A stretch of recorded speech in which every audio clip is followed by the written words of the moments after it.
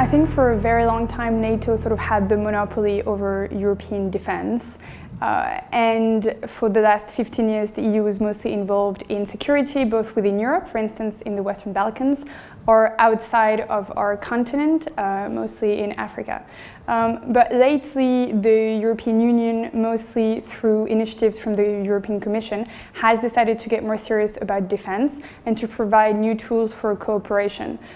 This is mostly about funding common procurements of capabilities.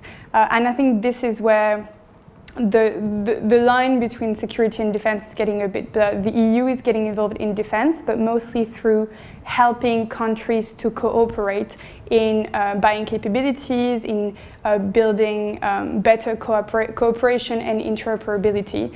And my second remark would be that common security and defense are also getting blurred because the threats are getting blurred. When you think about terrorism, it's not only an external threat, it's also an internal threat.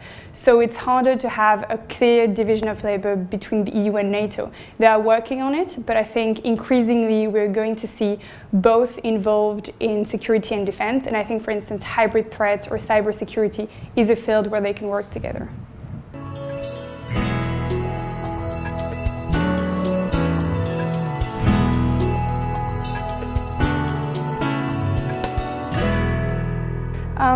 Yes, so I think that building mutual education is very important because although the two organizations are in the same city, they don't really know each other very well.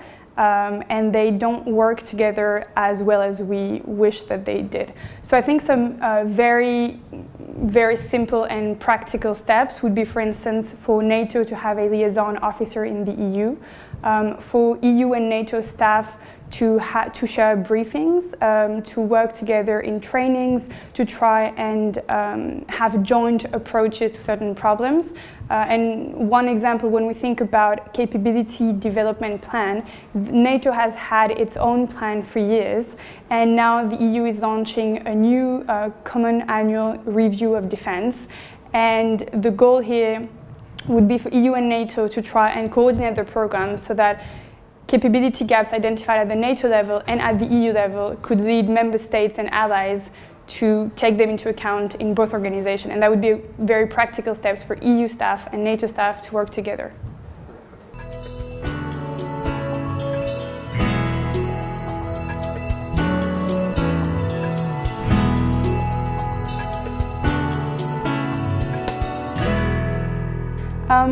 I think it's definitely not a threat.